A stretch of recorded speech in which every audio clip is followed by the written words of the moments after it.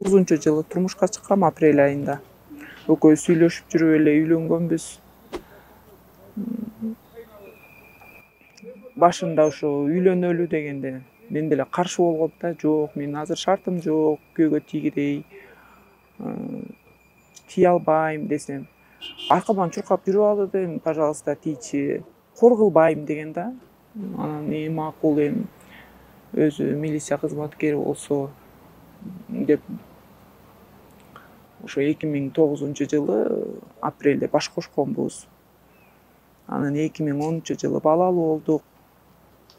Анан ушу июнь айларында, 2010-жылы июнь айларында ушу үйгө кызуу абалында келип анан ушу эжемден, сиңдимдин, кайненемдин көзүнчө кол көтөрдү. Анан эми анысын деле кайра эшикке чыгып кечирип койчу, экинчи мындай кайталанбайт деди. Анда деле мен деле эми кызуу абалында экен деп анысына деле көз жумуп койдум. Анан 2012-жылы кайра кыздуу болдук. Кызым 1 жаш, 1,5 жаш болуп калды го дейм. Ошол моментте дагы эмне бир сөз үчүн эле сабады да. Анда дагы кайненемди чакырдым, балаңар сабап атат деп чакырсам, кайненем келбей койду. Өзүмдүн мамама чалдым, ушинтип сабап атат, мама келгиле. Мен жашабайм десем, мамам келип, эми ортодо 2 бала бар. Балдарды чайналтпай тынч жашагыла деп кайра эле элдештирип коюп кайра кетти. Ошону менен кайра үй салып калып эле тынчып калдык, үй салып эле уруш талаш жок эле. Анан 2019-жылы анан сабады. Анда деле эмне себеп болуп кетти, азыр эсимде жок. Ушу көк ала кылып сабап больницага түшкөм да. Ушу эме да жеткирди да меничи ошо эмеге. Чиним менен дарыйда ичип алгам.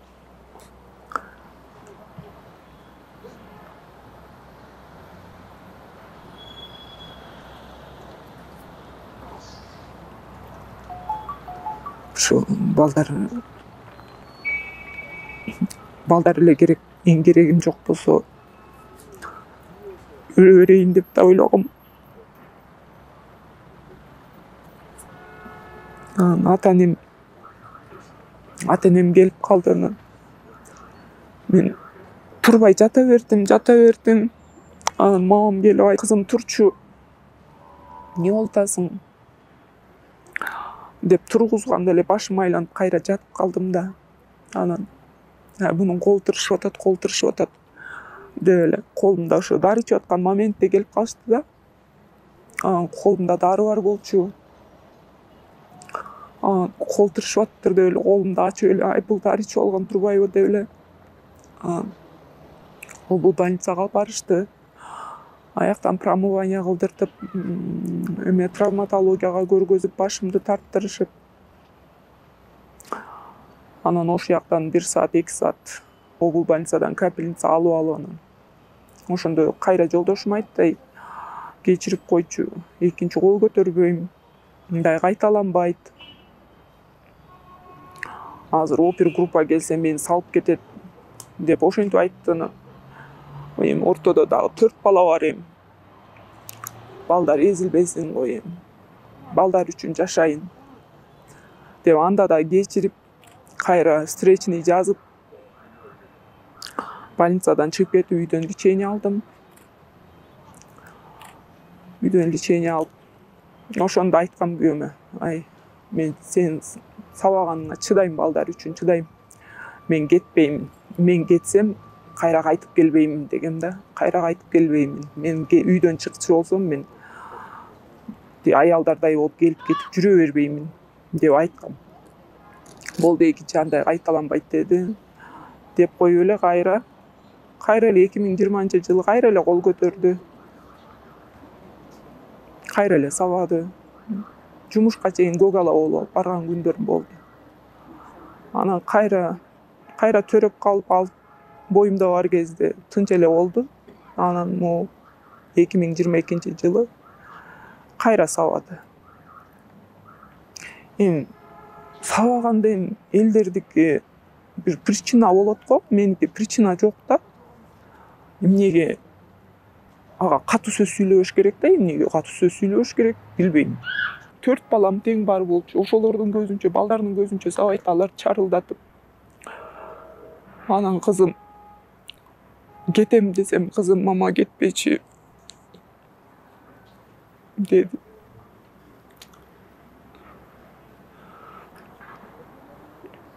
Анын баары ичип алганды көргөндө мама өлбөчү деди. Мага керексиң, мама өлбөчү деп ыйлады кызым. Ошондон өзүмө келдим да.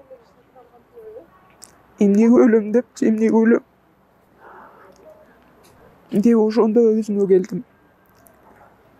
Чыдадым жакшы эле, 10 жашаганыбыздын канча жылын эле сабап, соксо эле кулакка чабат, иштейт өзү, жейт, өзү жыргап кийинбейт, же мени жыргатып кийинтпейт, же балдарын жыргатып кийинтпейт. Ушу балдарга деле бир нормальный бир балалык деле тартуулаган жокпуз да, мындайча айтканда. Бир жака апарып келейин десең эле акчасын эсептейт. Чапса эле кулакка чабат. Мына эми ошолордун кесепетинен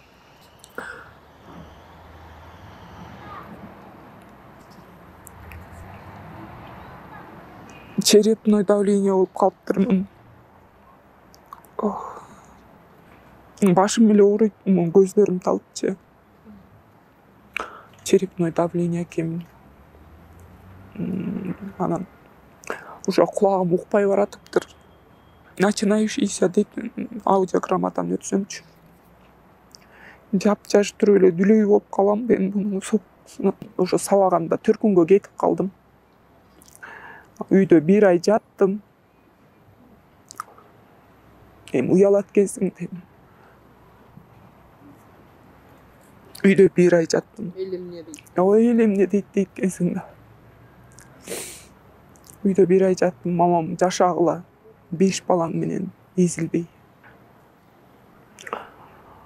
Кайненеме чалып.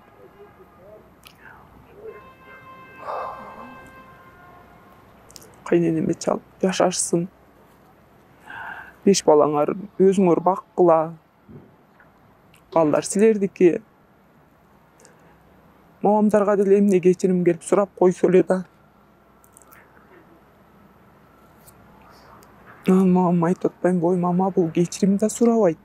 Сурабайт кечирим. Эмнесин отчет берип атасыңар аларга. Анын аягында мамам жини келип айтты, анда сотко берип ажыраштыралы. 2 баламды да алып кетип калган. Сотко берип ажыраштыралы анда. Деп ошентип айтып, кайра мага деп айтса, андан кайра мага чалып алып, балдарды салып ийгиле айылга. Балдарды айылга салып ийгиле десем, дейт, бала керек беле соттошуп алып ал дейт. Балама чалсам, тайнем деген сенин балдарыңдын мага кереги жок деп айтыптыр деп сөздүн баарын бурмалап, ошо кенедей балдарды бурмалап, бурап салышыптыр да уже. Баланын психикасы эмне, чоңдор эмне десе ошого ишене берет да. Кичинекей балам 10 айлык. 3 баламды алып кеткем да, 2 балам ошо күйөөмдө болуп атат. Азыр эми нерв болуп атып элем. Бир аз эле нервденсең, колдорум калчылдайт, бутум калчылдайт. Беттерим отуруп мындай нормальный эле сүйлөшүп атам, бирок беттерим кыймылдайт да, нервден ужечи. Кулагым укпай калды. Азыр ажырашайын эле деп атам, ошо арыз жазайын десем, документтер жок, катып салыптыр. Катып салыптыр, балдарды бербейт, аларды бурмалап, мени жаманатты кылып. Ошентип атыптыр. Балдар мени сүйлөштүрбөй, баламдын телефону бар, чалсам WhatsApp-ын өчүртүп салыптыр. Сотко арыз жазайын деп документтерди чогултуп баштадым, анан балдардын метрикасын, ЗАГС книжкаларды алайын деп үйгө барсам, жолдошум үйдүн ачкыч замокторун алмаштырып салыптыр. Анан эжем айтып калды, мунун уже давно документтерди деле катып салып болуш керек депчи. Эми катса катканын көрөбүз да, эмне бир кошунаныкына барып сүйлөшүп көрөлүчү, келип атат болду экен үйгө деп анан кошунаныкына барып калдык. Кошуна менен сүйлөшүп отуруп калсак элек эметип калды, бирок машина келип тиги эмесин жууп атат, машинасын жууп атат деп калды. Анан мен карап көрөйүнчү эмне машина экен деп барсам, кайнагам келип машинасын жууп атыптыр. Анан ошол моментте мамам чалып калды. Мамам чалып калып, эмне болуп атасыңар деп калды. Анан кийин мамам менен сүйлөшүп калдым. Кайнагама даже салам бергенге деле эмен болбой калды да, чаман болбой калды. Действительно ошондой болуп калды. Анан кийин эмне салам бербейсиң деп эле зиркилдеп мени коркутуп баштады. Кошуналар менен чогуу үйгө бардык, үйгө барып анан документтерди карадым. Документтерди карасам, баягы бир жерге жыйнап койчумун документтерди, иреттепчи. Анан аяк жок экен, сумкасы менен жок. Жок, катып салыптыр дедим. Анан жүктү чачайын деп, ошол жака катып койгон жокпу деп жүктү чачайын деп, анан кайра чачпай эле коеюнчу аяка деле батпайт ал документ деп анан кетели деп атканбыз. Кетели деп атсак эле жолдошум кирип келип эле ары басып, дүңкүлдөп, бери басып, дүңкүлдөп эле оозубуз ачылып эле аны карап, төртөөбүз тең эле аны карап туруп калдык. Бир маалда отуруп алып анан мага кыйкырды, эмне келдиң депчи. Анан мен айттым, балдардын документтерин алганы келгем деп. Арыз жазайын деп, балдардын документтерин алганы келдим дедим. Десем, документтер жок деп өкүрдү.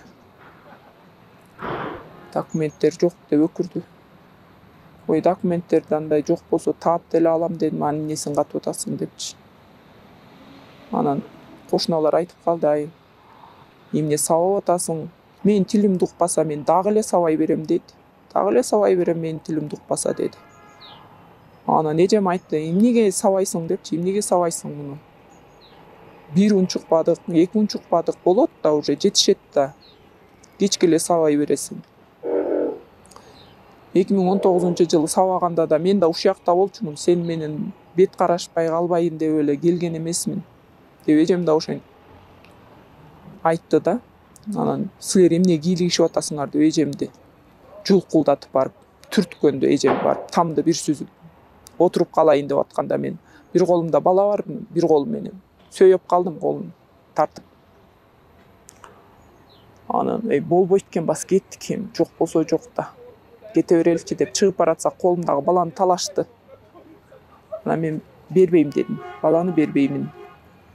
Ага чейин 1 ай төркүндө болдум да мен. Анан ошол моментте же кызыбыздын да телефону бар, же ага чалган жок, же мага чалган жок, балдар менен сүйлөштүрүп койчу деп, бала керек болсо чалат эле да.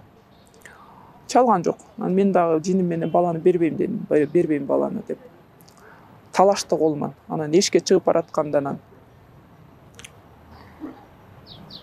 баланы талашып атканда, эжем бизди ажыратып ортого түшүп атканда, эжемди кайра мындайынан алып белден кармап ыргытты.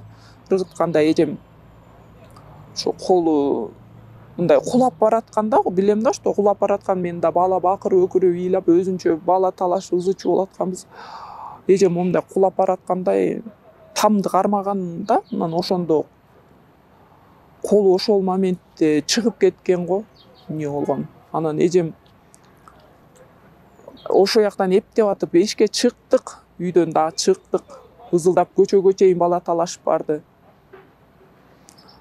Мен үйгө сүйрөп кирип кетти да, көтөрүп кирип бараткан моментте, ошо эшикке чыгып баратканда, көчөгө чыгып баратканда мени кайра үйгө көтөрүп киргенде, анан эжем анан барып оперлерди чакырыптыр ансын деп.